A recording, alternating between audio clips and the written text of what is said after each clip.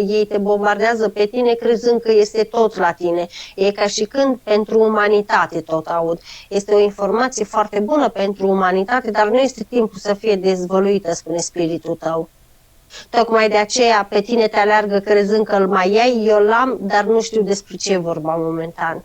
Da, nu știai. Părea așa de senină că nici tu nu mai știai că l-ai ascuns. Eu știam că el se află la tine, dar tu parcă nu știai. Mă uitam la tine cât ești de senină. Și umblam amândouă prin pădurea aia. Tocmai de aceea e în siguranță, spune spiritul tău. Deci ți l-am predat ție. Pentru că dacă ar fi să-mi dai și informația lui acum, e ca și când împreună am considerat că e atât de valoroasă încât am dat-o umanității, dar umanitatea nu este pregătită pentru ea.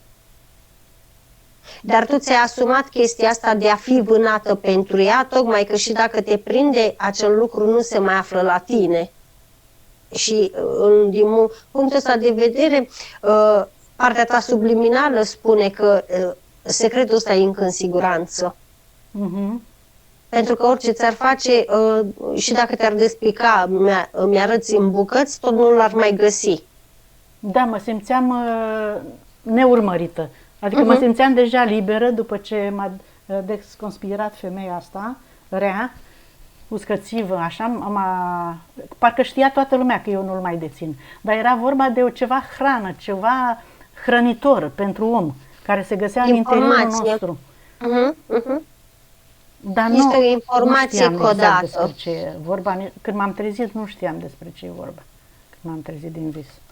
Dacă ai ști despre ce e vorba, ai spune, nu te abține și ai începe să te gândești la ea și ai începe să faci demersuri în fizic către ea. Și e ca și când ar prelua conștientul colectiv și ar da-o mai departe, ar împărți-o, dar ar face mai mult rău în momentul ăsta. E ca și când, îți dau un exemplu, cum îmi arată, e ca și când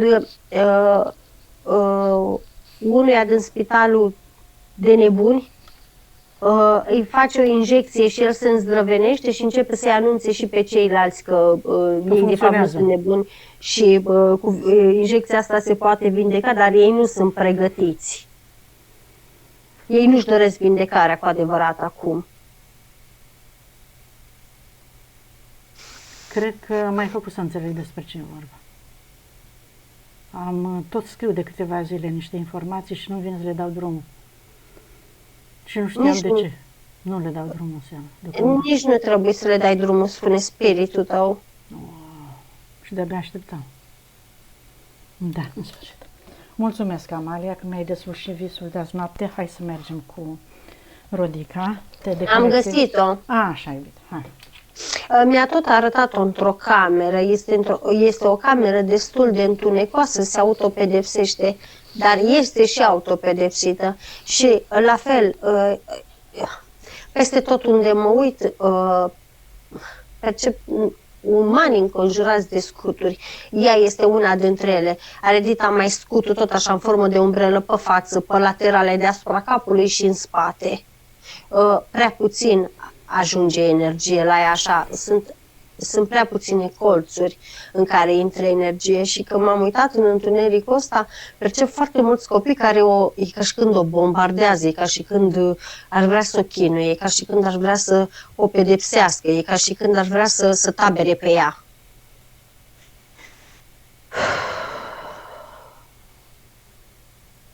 Este în paralel? Este în energetic scena? Nu, este în energetic este acțiunea, da, acum. Este acum, da. N-are dreptul să aibă liniște, aud copiii ăștia că spun. N-are dreptul să se bucure, iar aud pe altul că spune. N-are dreptul să se bucure de ceea ce e al nostru și de ceea ce ne aparține. Nici măcar nu ne pomenește, nici măcar nu o interesează, nici măcar nu se sizează că suntem aici. Ea vrea să fie bine când noi nu suntem bine, niciunul dintre noi nu suntem bine. Hai să vedem care este cauza, Maria, ce s-a întâmplat cu aceste suflete, ce a făcut ea vis-a-vis de ele. Mergem la momentul din trecut, la viața în care ea a avut o anumită relație cu aceste suflete. 1, 2, 3. Ia-o de mânuță și mergeți acolo ca să vadă, să înțeleagă, pentru că ea acum este pregătită să se nu mă duce. Nu mă duce în trecut. După ce ai numărat, m-a dus la transgeneraționalul ei, dar cum să spun, câteva moașe pe transgeneraționalul ei care fac avorturi noaptea într-o pădure, lângă o apă, și la tatăl ei care la fel face avorturi. O bandă rulantă. Dar face avorturi nu doar mici, face avorturi foarte mari.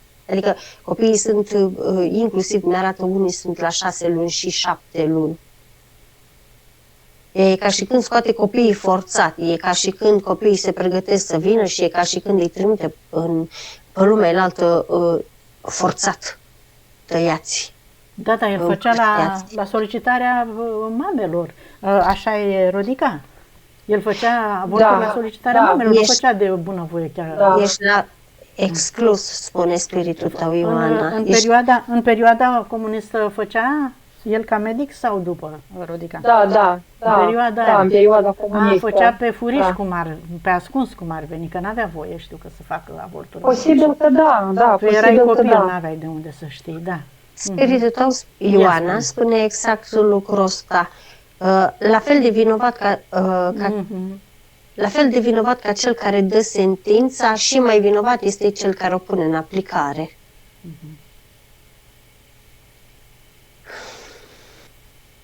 Bun.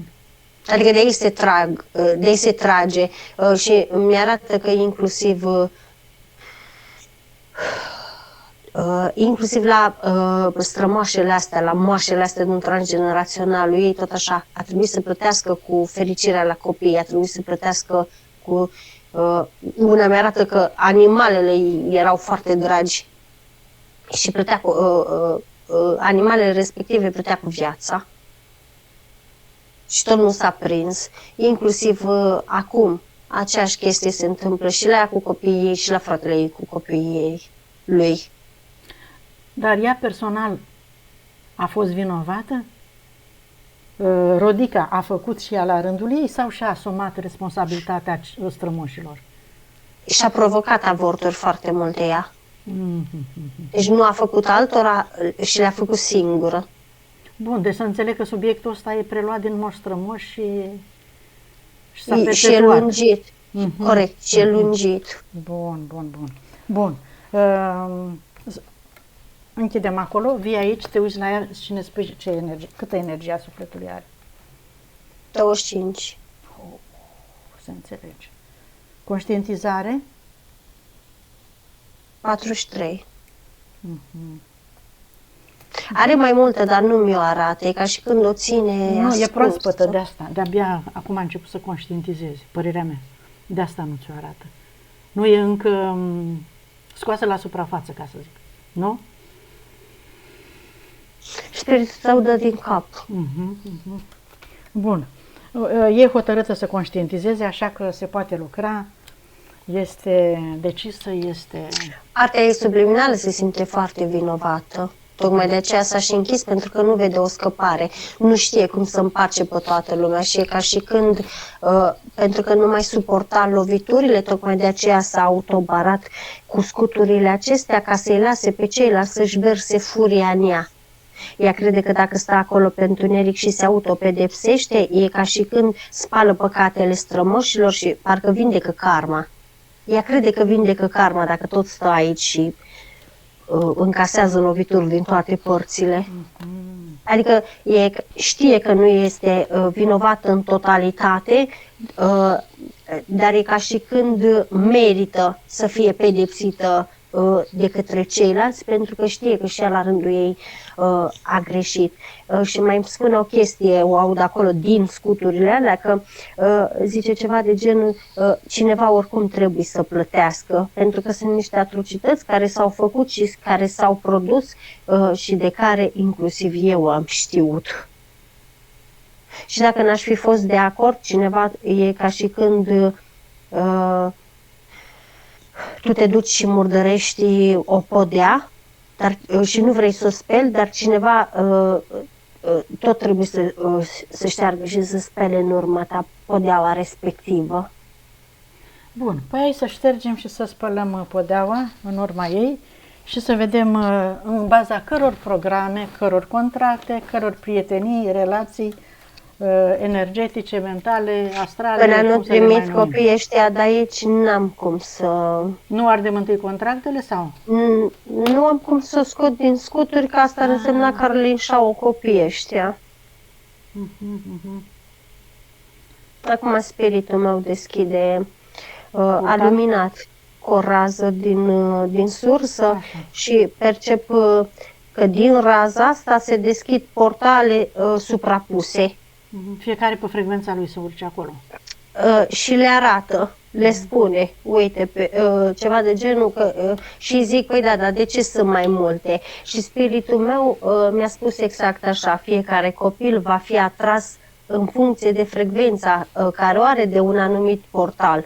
Adică nu există riscul ca un copil de vibrație înaltă să intre pe un portal într-un loc o vibrație mai scăzută. Vor fi atrași automat și, într-adevăr, să știi că spiritul meu le explică. Uite, asta este un nou început pentru voi. Nu are sens. Ați stat suficient aici, n-ați făcut nimic, nici răzbunarea, pentru că ei nu se simt răzbunați, nu se simt satisfăcuți decât lovesc în stânga și în dreapta. E ca și când e un sentiment de furie care se perpetuă așa la nesfârșit în ei și niciunul nu... Nici o rezolvare. Nimic, Dar da. să le transmitem, Amalia, că mai rău își agravează starea de furie, ripostând așa. Mai bine să-și o anihileze cu sufletul și spiritul lor și să-și ridice vibrația și să aleagă frecvența prezentată de tine, recomandată de spiritul tău, și le va fi mult mai bine.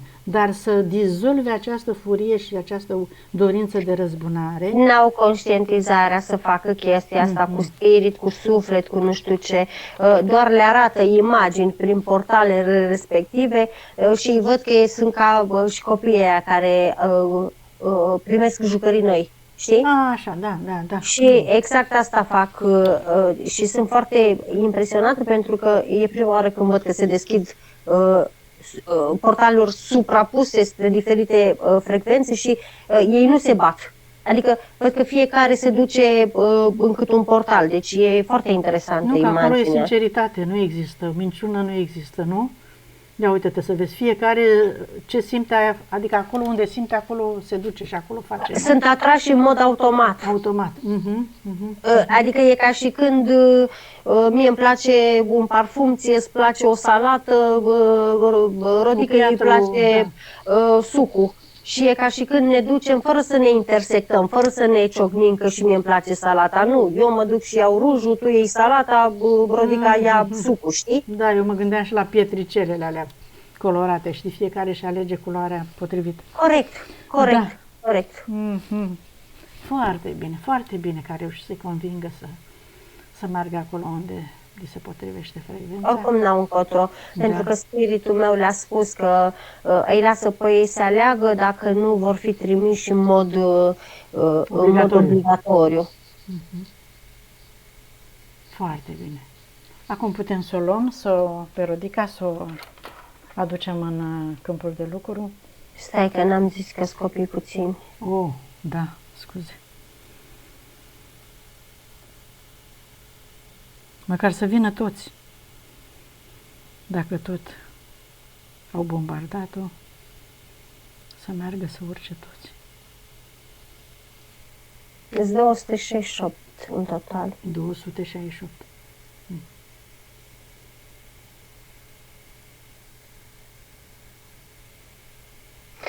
Ok, da. Nu mai sunt la ea, dar sunt rămași pe familie, gen unii dintre ei. Adică sunt mai mulți de atât. Și n-au înțeles sau nu acceptă sau nu le-a venit timpul să urce? Nu sunt la ea în câmpuri. Ca să putem să avem drept de decizie. Ah, ok. Bun, ne ocupăm doar de ea, noi, da, sigur. Da. Ce e în câmpul ei. Băi, da. Abia acum spiritul meu s-a dus și a luat scuturile și a spus că nu este nevoie și în momentul când se ridică o percep foarte palidă, o percep foarte Vlăguită, vlăguită, exact, nehidratată. sorbită de energie, da. Trebuia să întrețină furia aia cu energia ei să întreține. Da, și foarte, foarte albă, albă. Adică e ca și când n-a mai ajuns soarele la ea, n-a mai prins-o soarele, n-a mai oxigenat-o energia asta benefică ei de încărcare. Ok, acum putem să chemăm contractele. Hai, Rodica, dai comandă și tu în gândul tău că dorești acum și aici să înțelegi și să vezi prin ce tipuri de contracte, de ce, când și cum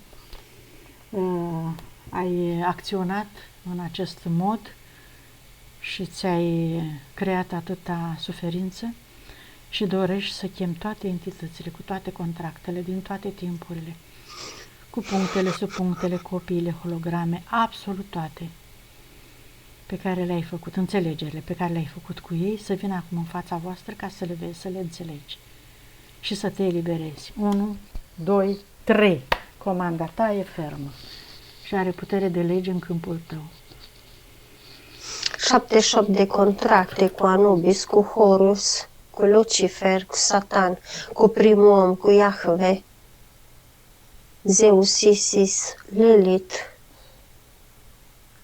Și mai sunt câțiva draco-reptilieni, sacrificiu, suferință, jertfă, obsesie, oboseală, plecăciune, șurghiun, îndopitocire, insolvență, insultă, stopare,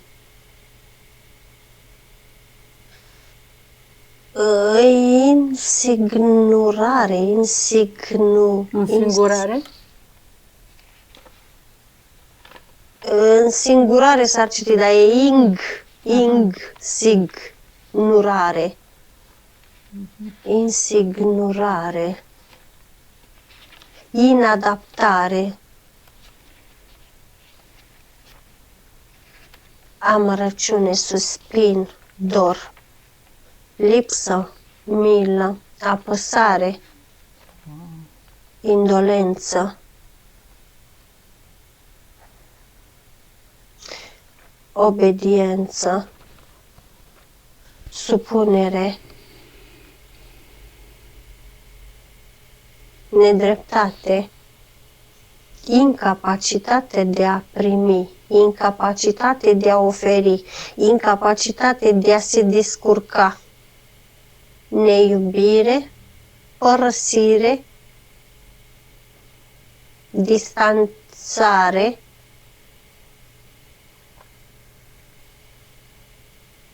supărare, remușcare, vinovăție, iar suspin,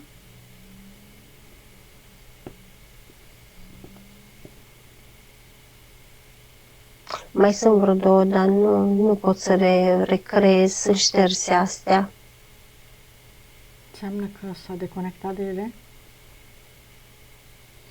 Le-a repetat până când au rămas doar amprentele din ele, spune spiritul tău. Dar trebuie să fie avut multe vieți de a avut ea timp să colecteze atâtea programe, atâtea... Are 1208 vieți. Doar atât? La câte contracte are? 1208 vieți. A avut mult mai multe contracte, dar multe dintre ele le-a conștientizat și le-a destructurat.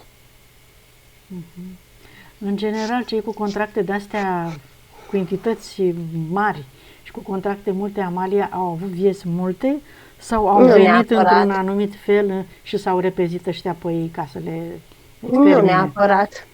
Deci e posibil și așa și așa?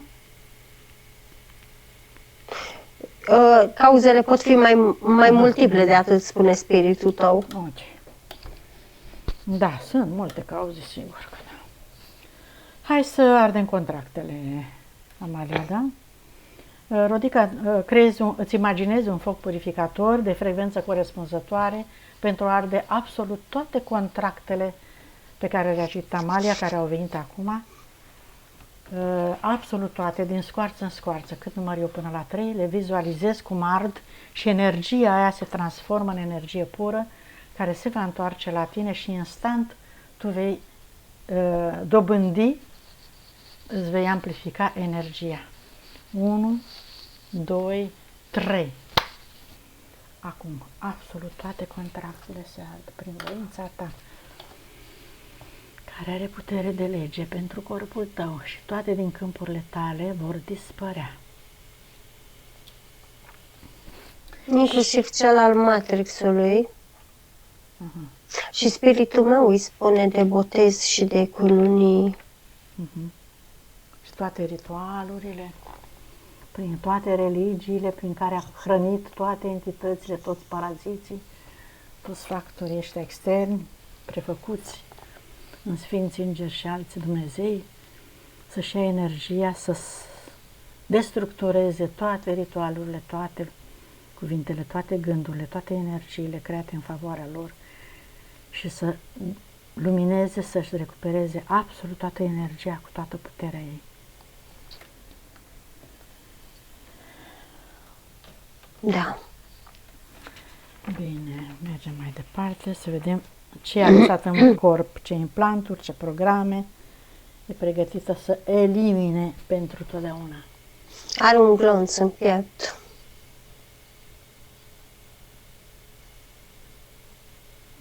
Acum îl scoate. Mai are 3 gloanțe în cap.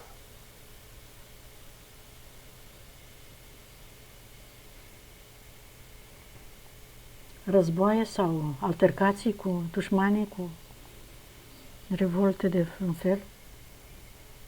Și. De toate a avut, da. Bun, scoatem, ardem, dai comandă, Rodica, tot ce e blocaj, implant, toate programele. Are un topor în spate. De acolo ia toporul respectiv. A murit într-o viață, într-o altercație cu un vecin. Ăsta a venit și l-a luat, era bărbat atunci, l-a luat pe la spate și a fracturat coloana. Și după aceea mi-arată cum mi-a pus piciorul pe fund. El a picat, adică ea a picat la pământ și ăsta, barda respectivă, ca să o scoată din spatele lui, că îi fracturase coloana, i-a pus piciorul așa pe fund și a tras ca dintr-un lemn. Da, corect. Are foarte multe, cum se numesc astea de croșetesc ele, nu e engleză. Andrele. Andrele. Are foarte multe andrele înfipte în zona genitală. Cu astea își făcea avorturi.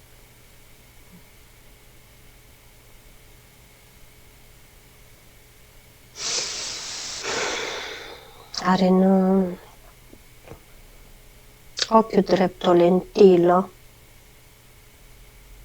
prin care vede diferite fețe ale oamenilor și are în ochiul stâng o altă lentilă prin care vedea fețele copiilor care trebuiau să se nască și să devină oameni în toată firea.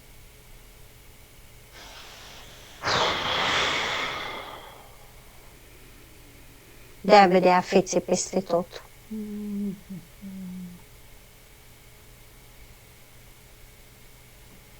Și culmea, pe tablourile cu flori vedea chipuri, vedea fețe. Vezi tu sufletele alea ca niște flori? Da, e o asociere. Atunci îi se arăta cum puteau să fie acele suflete, ca și copii crescuți ca niște flori.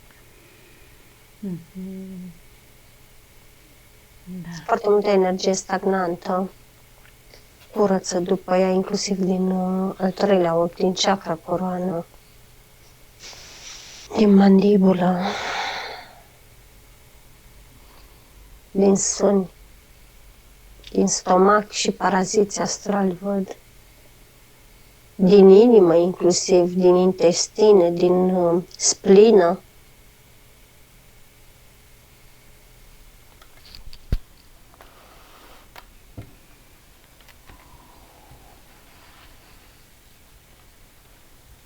Și scoate niște șerpișori din spate acum.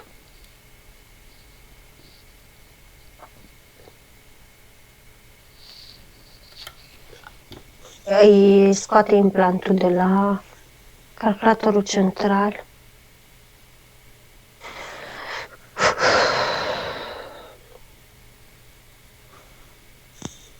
Și scoate din ambii rinichi ca niște găluști, îmi vine să le zic.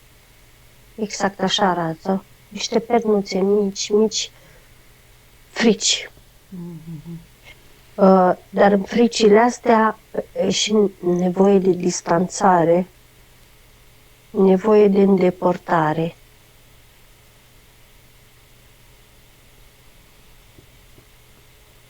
Și la fel îi scoate niște cioburi din tălpi. Asta era modul de a sta pe loc. Dacă se mișca prea mult, îi se provoca durere.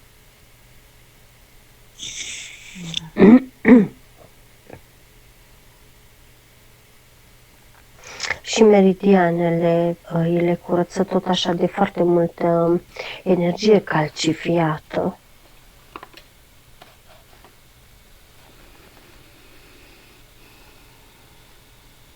Se scoate și programe, tot ce are, tot ce e pregătită să înțeleagă, să conștientizeze. Vinovăție, în primul rând. Nu, ca și programe, spiritul tău spune că îi le scoate doar pe cele menționate în contracte. Mai multe nu îi scoate decât rezistența la a se iubi. Să se ierte măcar, ca să se poată iubi. Nici măcar rezistența la schimbare nu o scoate, că nu este pregătită acum, dar este foarte important ca ea să înceapă să se iubească, să înceapă să se vadă, să înceapă să țină la ea. Bun, și să țină cont de vinovăție și rușine. Astea trebuie să și le scoată neapărat. Au făcut parte din contracte, doar rușinea o scoate în plus și remușcarea. Bun. Sigur că e un proces de durată și ușor, lent, în măsura în care mintea acceptă și preia, înlocuiește programele vechi cu cele noi, conștientizate. Bun. Atunci hai să vedem liniile de potențial de suferință. E una singură neagră. Să o curețe, să o lumineze. Îți imaginezi, Rodica, tu acum, că privești la această linie ca și cum ai avea un bec, un far în frunte și luminezi, ștergi toate aceste intenții și proiecții ale tale din subconștient, influențată, sigur, de diverse persoane, entități, situații. Acum ești conștientă că ești propriul tău creator și că dorești să destructurezi toate înregistrările negative, neplăcute, de frecvență joasă, negre, cum spuneam noi, de pe această linie a viitorului, a prezentului și ștergi tot, luminezi și îți creezi acum acolo sănătate perfectă, înțelegere cu oamenii, de exemplu, conștientizarea tuturor emoțiilor prin care ai trecut și ștergerea lor, anihilarea lor și tot ce-ți mai dorești tu, să te simți bine, să te înțelegi în familie, pentru tine îți spui acolo doar ceea ce este legat strict de tine. Tot ce ai tu nevoie să-ți realizezi în viață, să se realizeze cu ușurință, pentru că tu ești creatoarea propriei tale vieți, influențele Sunt multe, dar dacă suntem conștienți, ne putem ghida, orienta prin sufletul și spiritul nostru, cu mintea noastră. Bun. Deconectarea de la egregoare, conștiințe colective, astrale inferioare, entități și câmpurile lor. Da.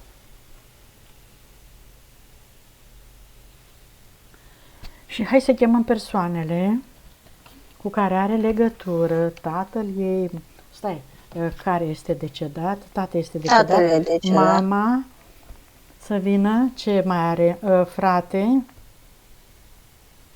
Nepoți, fiice. nepoți, 2 fiice, da, și, colegi, prieteni, ce mare. Da, fostul soț. Fostul soț, chiar și persoana unde lucrează, acum acolo. Toți karmici, da?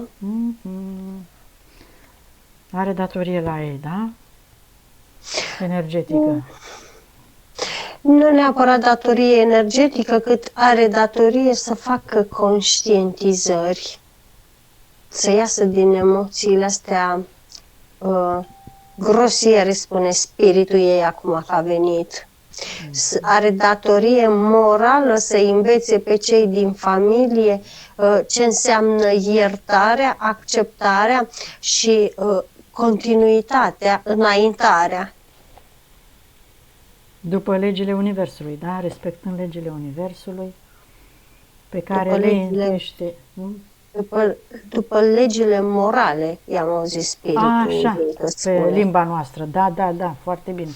Legile morale ale omeniei, cum spunem noi, de acum încolo ea a conștientizat, de asta și-a asumat foarte multe responsabilități, că știa că ceilalți probabil nu pot conștientiza și iată, ea a ajuns la un nivel la care poate să conștientizeze. Acum ai înțeles, Rodica, și de unde venea magia neagră și de unde sinucideri, omucideri, ce mai erau, acele înfipte la ușă, în încălțăminte și tot ce ne-ai spus, da? Da. Așa, noi mergem mai departe. Trebuie să se înțeleagă și transgeneraționalul a venit și în timp ce povestesc se curăță și de o parte și de cealaltă. La transgenerațional văd că e băgată și fetița. Fetița e foarte șugubeață, să spun așa. Nepoțica decedată, da? Da, așa. Se percep la ea o bucurie. Văd că relaționează foarte bine cu bunicul. Dar totodată, cum să spun, la bunicul percep tristețe. E parcă arătându-i se acum și văzând, e ca și când el abia acum a conștientizat, în ghilimele, greșelile care le-a făcut.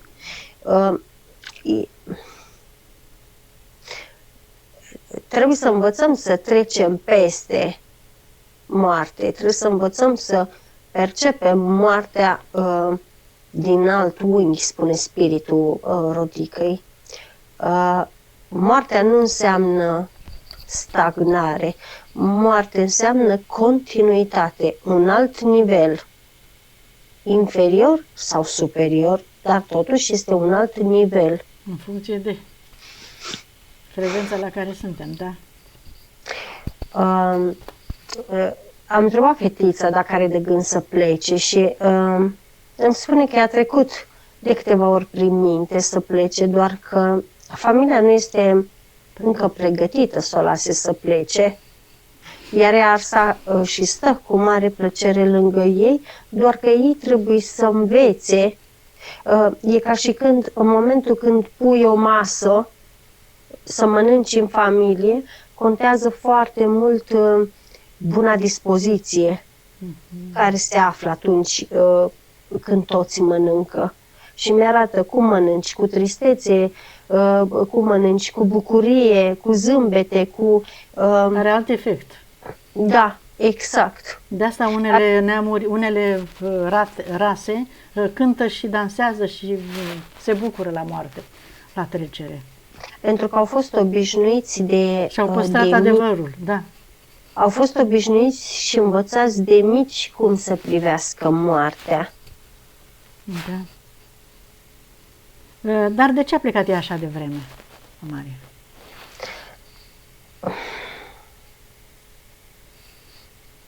Ea știe de ce a plecat. De ce a venit, a stat puțin, a plecat, că uite câtă suferință a provocat. Deci are contracte, a semnat ceva sau a fost ceva inopinant, a fost... A început să râde și a spus, toți avem contracte. Da, da, da. Absolut, toți Și a ales experiența asta ea? Pentru ea a fost foarte importantă experiența asta. E ca și când e ceva de genul, e destul de bătrână, să-i spun așa, ca și viață și experimentare pe pământ. În mod normal ar putea să-și ia și... Ar putea să pară fața mea mult mai matură, dar preferă să rămână la stadiul ăsta cum a murit în viața asta, ca să poată să transmită mai cu efect mesajul familiei. Mai ales că nu sunt singura care confirmă că ea este rămasă în continuare lângă familie, lucru care de cele mai multe ori nu este benefic, datorită vibrației în care este chemată și vibrației în care este ținută. De supărare, de tristețe, de... Da. Atașamentul ăsta face prăpăd câteodată, o aud că spune. În Matrixul ăsta atașamentul e devastator, iar o aud că spune. Da. Câtă dreptate are. Dar vezi că mintea noastră are alte comportamente. Mintea fizică în corpul în care suntem. O să mai stea o perioadă și sper ca familia să realizeze. Doar atunci poate să plece, nu? Da. Când vor fi ei mai ușori, mai ușurați, mai conștienți. Bun. Hai, bunica, să-i spui, să-i transmite ce vrei să-i transmiți. Curăță cordonul cu ea, îi spui iartă-mă pentru tot ce am creat negativ la adresa ta, cu gândul, cu vorba și cu fapta, că te-am ținut pe loc, că m-am supărat, că ți-am transmis emoții, da, fără vinovăție, Rodica, tot ce am creat la adresa ta negativ, neplăcut, șterg, acum anulez, destructurez, trimit lumină, iubire, pace, înțelegere și informația că tu ești puternică, ești luminoasă, ești alături de spiritul și sufletul tău, de părțile tale energetice care te susțin și te ajută să fii liberă și fericită oriunde te-ai duce, oriunde te afla. Să-ți ridici frecvența, nivelul vibrațional în care să-ți alegi experiențele dorite cu încredere în tine. Că cu contractele, dacă știi cum e, tu ți le alegi singură, oricum. Ce ai de experimentat alături de alții. Și să meargă acolo unde este frecvența potrivită pentru ea. Și ceilalți, cu ceilalți să faci la fel, Rodica. Curăți, destructurezi tot ce ai creat neplăcut la adresa lor, cu gândul, cu vorba și cu fapta. Curăți toate cordoanele, trimiți lumină și iubire.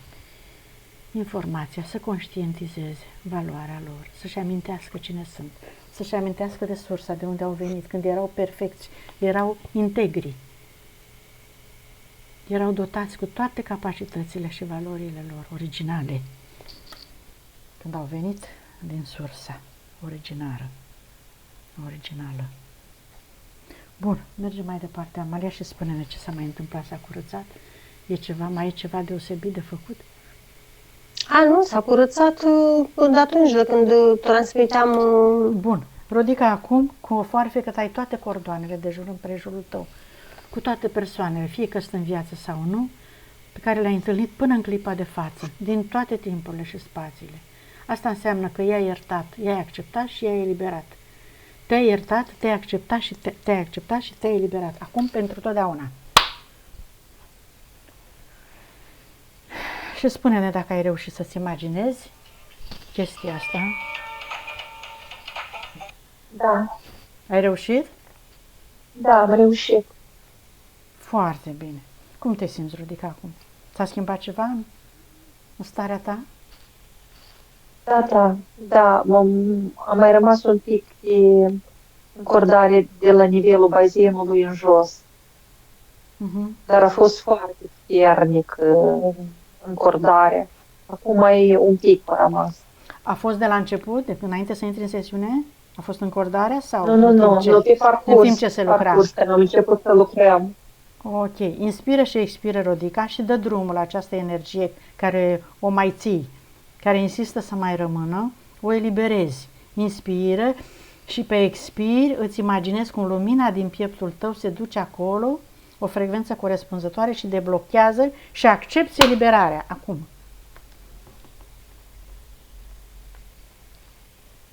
Ce spunem dacă ai reușit?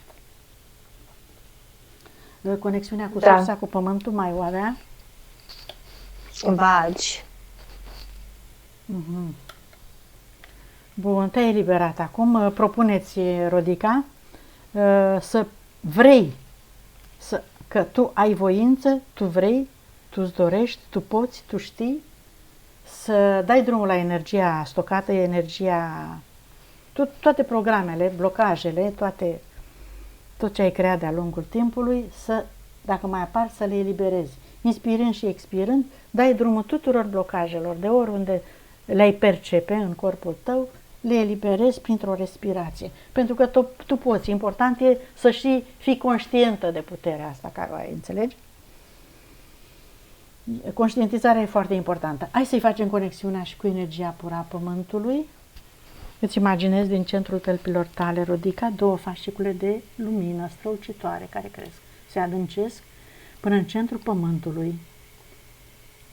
Și te conectezi acum cu această sferă luminoasă strălucitoare, cu iubire și recunoștință față de Pământ și tot ce ți-a oferit, pentru că te susține, pentru că îți oferă hrană și energie. Și te întorci cu imaginația pe picioarele tale, cu această lumină, și îți umpli corpul și celulele tale până în creștetul capului și brațele și toate câmpurile, cu această putere, cu această încredere în tine, cu această iubire față de tine. Și te umpli de lumină. Și din creștetul capului rogi spiritul tău să te conecteze, să caute frecvența pe care ai venit și să te conecteze cu energia pură a sursei și conștiinței universale, de unde ai venit. Să-ți caute matricea originală cu toate valorile, calitățile tale, toate darurile tale, toată voința, puterea ta, iubirea ta sinceră, adevărată.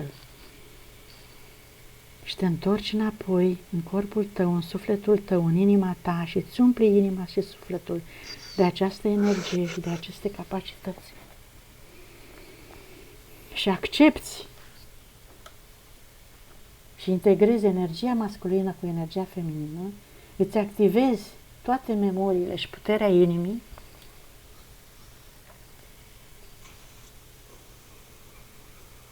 și integrezi cele trei părți, suflet, spirit și mintea fizică. În cap, dar nu o să rămână foarte mult, adică e o integrare suavă, îmi vine să spun. Hai să stabilești o conexiune cu spiritul tău, Rodica, acum. Spune-i că îi mulțumești pentru susținere. Spune-i că ești alături și vrei să rămâneți împreună, în colaborare, în comunicare.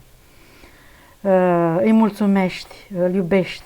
Spune ce vrei tu, ca unei părți din tine. E sinele tău superior, care are toată informația despre tine, care are toată cunoașterea, acumulează tot ce ai făcut. Experiență. Și între timp, Amalia, să-i echilibrăm emisferele, dreapta cu stânga, să-i curățăm orice amprentă a programelor vechi, a suferințelor, pentru că are nevoie să le șteargă și să le uite, ca să renască, să zicem așa. Să renască într-o nouă energie, cu noile programe create de ea însăși, de acum încolo, alături de sinele ei superior, de sufletul, spiritul ei,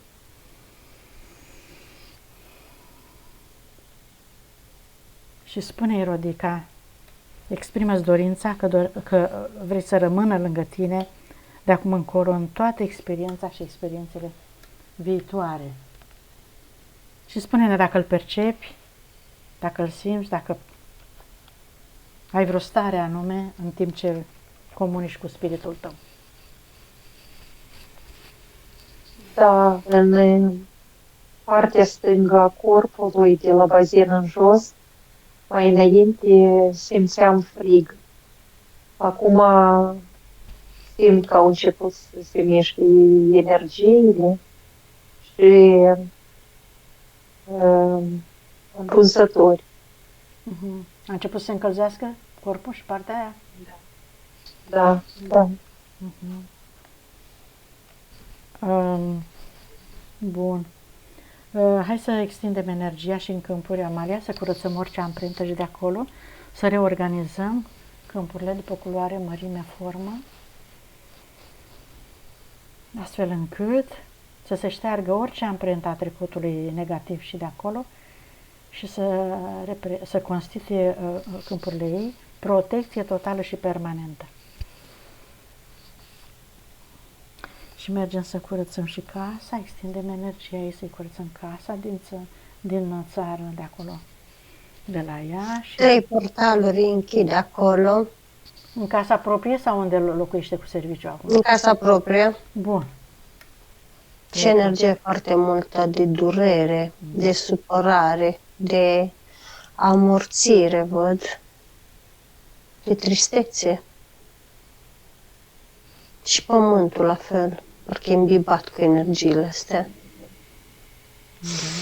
Să șteargă, să curățe tot ce a creat ea acolo. Așa cum a creat, poate să și decreze acum. Rodica, să propui cu toată puterea ta, cu toată voința ta, prin intenția ta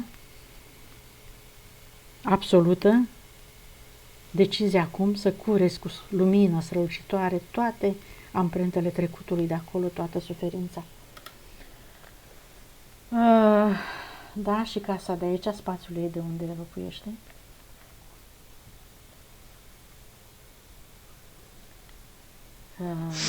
Și aici e curăță, dar e mai bine aici. Zici că avea karmă și cu persoana respectivă cu care stai aici, da? Da, a fost karmică și ea. Mai are multă karmă, încheie în viața asta, socotele?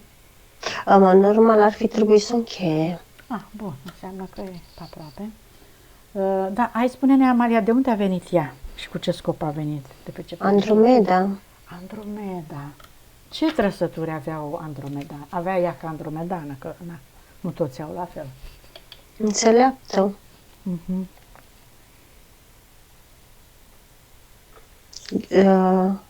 Ghida, învăța, informa. Și entitățile astea care au conectat-o au luat de la ea aceste calități, așa e? Și aceste informații pe care le deținea. Sunt curioasă. Sunt vizibile oricum, spune spiritul meu. Adică fiecare, de exemplu, noi acum stăm foarte mult pe Terra. Noi deja am imprimat ADN-ul teran în noi. Noi dacă ar fi să plecăm pe Pleiade sau pe Andromeda, cei de acolo ar ști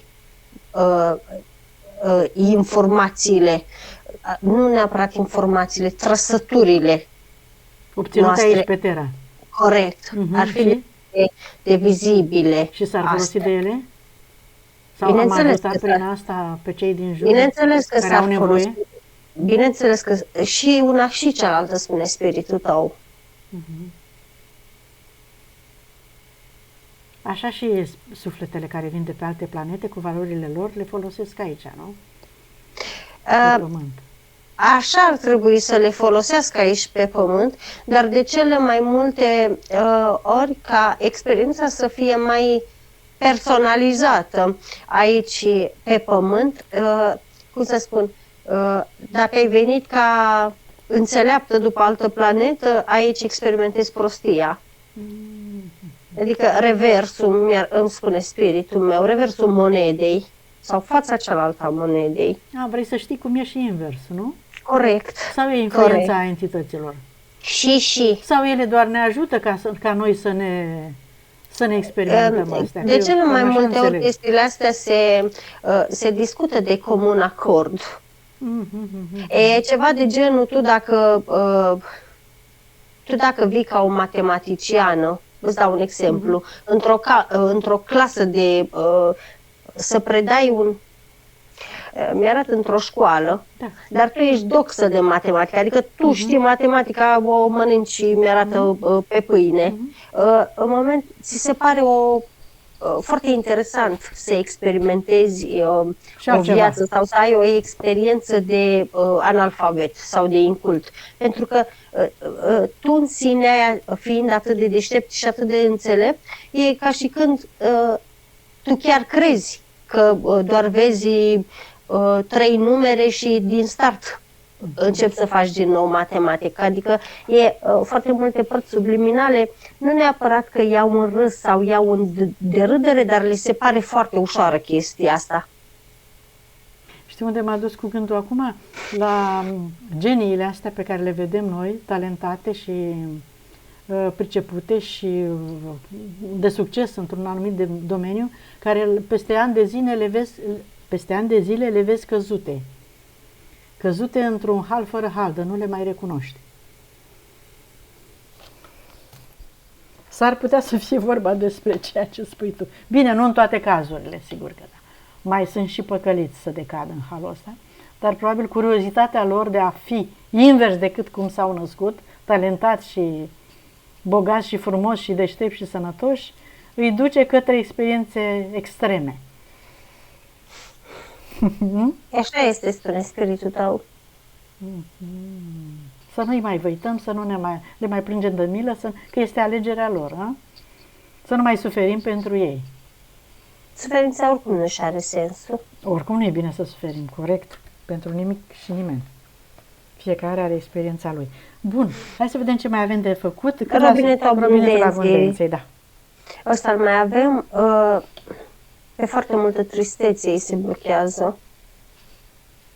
Pe foarte multă tristețe. În momentul când devine tristă, e ca și când nici relațional nu mai funcționează, nici financiar nu mai funcționează, nici aproape că nici mentalul, bine să spun, nu mai funcționează. Da, tristețea e foarte periculoasă. Deci, atenție la tristețe, că da, ca să nu se închidă. Amalia, hai să explicăm puțin ce înseamnă robinetul abundenței, pentru că am primit o întrebare în sensul ăsta, nu înțelegea ce înseamnă robinetul abundenței. Tu l-ai descris așa ca să poți să explici bine despre ce e vorba. Este vorba despre succesul financiar, despre succesul... Este vorba de linia energetică care mie mi-arată exact blocajul tău pe bani. La unii nu mi-arată blocajul pe bani. Eu l-am denumit... L-ai denumit un robinet metaforic, așa, ca să poți să te exprimi, nu că... Corect, dar este o linie, este ca o... Zic bine, Ioana, linie energetică? Da, o linie energetică informată... O frecvență, cum ar veni. O frecvență informată pe domeniul financiar. Corect. Hai, că s-a lămurit și asta. Cât la sută s-a recuperat energia sufletului? 99. Conștientizare? 64 și mi urcă până la 68. El creștere. Foarte bine. Câte zile are de metabolizare? 7. 7 zile. Spune-ne, Rodica, acum cum te simți la final? Te ține ceva pe undeva? Mai ai vreo rezidu? Mai ai vreo stare? Nu, mult mai ușor, mult mai ușor. E o schimbare față de început? De începutul sesiunii? Da. Ai simțit când s-a lucrat? Da. Spune, poți să vorbești. Da, sunt mult mai relaxată și simt capul foarte ușor, acum cu multă lumină și întreg corpul. Adică îl simt luminos. Îl simt luminos. Foarte bine. Ai și simțit când s-a lucrat energetic, înțeleg, da? Da. Bun. Dacă ne dai acceptul de publicare și închidem. Da, sigur că da, poate să fie cuiva de folos. Da, sunt informații interesante, sigur că da. Mulțumim. Închidem aici. Dumneavoastră, mulțumesc. Cu multă plăcere. Închidem.